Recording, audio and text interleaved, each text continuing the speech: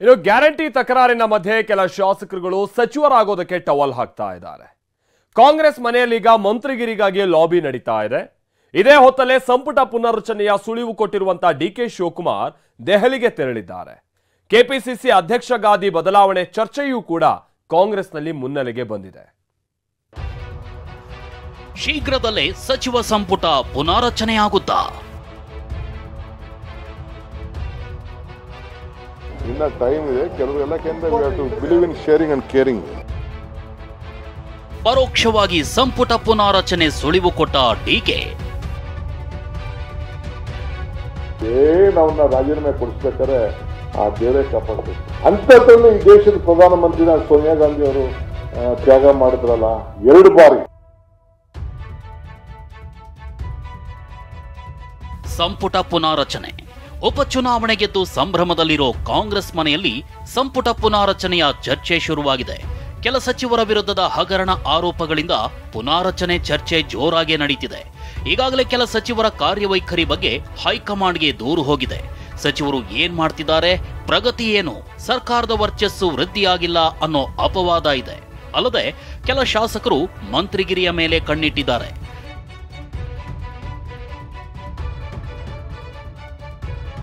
ಸಂಪುಟ ಪುನಾರಚನೆ ವಿಚಾರ ಬೂದಿ ಮುಚ್ಚಿದ ಕೆಂಡದಂತಿದೆ. ಆದರೆ ಕೆಲ ಸಚಿವರು ಕುರ್ಚಿ ಬಿಡಲು ತಯಾರಿಲ್ಲ, ಖಾತೆ ಉಳಿಸಿಕೊಳ್ಳಲು ಕಸರತ್ತು ಮಾಡ್ತಿದ್ದಾರೆ.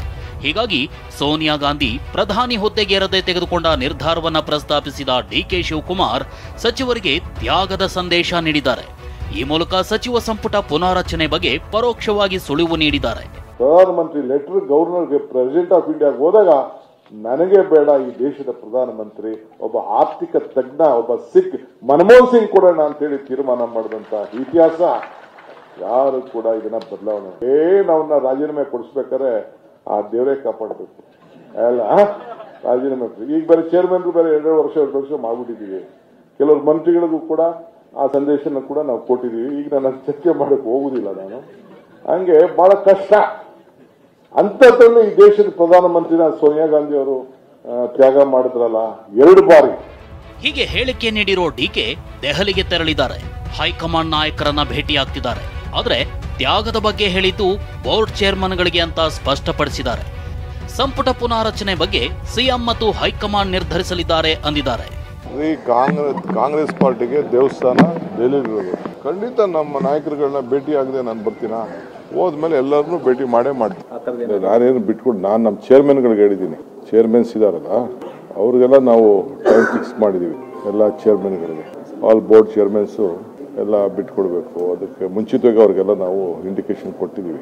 ಕೆಲವ್ರಿಗೆ ಕಮಿಷನ್ ಅಂತ 5 ವರ್ಷ ಮಾಡಿರ್ತೀವಿ, ಅವರು ಕೂಡ ಶೇರ್ ಮಾಡಬೇಕು ಪವರ್ನ ಅಂತ ಹೇಳಿದ್ವಿ. ಪುನರ್ರಚನೆ ಅದು ಚೀಫ್ ಮಿನಿಸ್ಟ್ರು ಹೈಕಮಾಂಡ್ ತೀರ್ಮಾನ ಮಾಡ್ತಾರೆ. ಪುನರ್ರಚನೆ ವಿಚಾರ ಚೀಫ್ ಮಿನಿಸ್ಟ್ರು ಮತ್ತು ಹೈಕಮಾಂಡ್.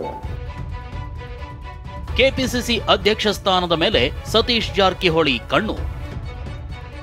ಈ ಮಧ್ಯೆ ಕೆಪಿಸಿಸಿ ಅಧ್ಯಕ್ಷ ಗಾದಿಯು ಬದಲಾಗುತ್ತೆಂಬ ಚರ್ಚೆ ಇದೆ.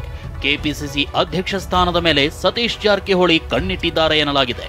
ಮುಂದಿನ ವಾರ ಸತೀಶ್ ಜಾರಕಿಹೊಳಿ ದೆಹಲಿಗೆ ತೆರಳೋ ಸಾಧ್ಯತೆ ಇದೆ ಅಂತೆ. ಈ ಬಗ್ಗೆ ಪ್ರತಿಕ್ರಿಯಿಸಿದ ಸಾಹುಕಾರ್ ಇದರ ಚರ್ಚೆ ಹೊಸದೇನಲ್ಲ ಅಂದಿದ್ದಾರೆ. ಅದ್ರ ಬಗ್ಗೆ ನನಗೆ ಗೊತ್ತಿಲ್ಲ. ಅದು ಯಾವಾಗ ಆಗ್ತಾರೆ ಬಿಡ್ತಾರೆ ಅನ್ನೋದು ಸುಮಾರು ವರ್ಷಗಳ ತಿಂಗಳಿನ ಚರ್ಚೆ ನಡೀತಾನೆ ಇದೆ. ಅದು ಹೊಸದೇನಲ್ಲ. ಅದು ಈಗಂತ ಪ್ರಸ್ತಾವ ನನಗೆ ಗೊತ್ತಿಲ್ಲ.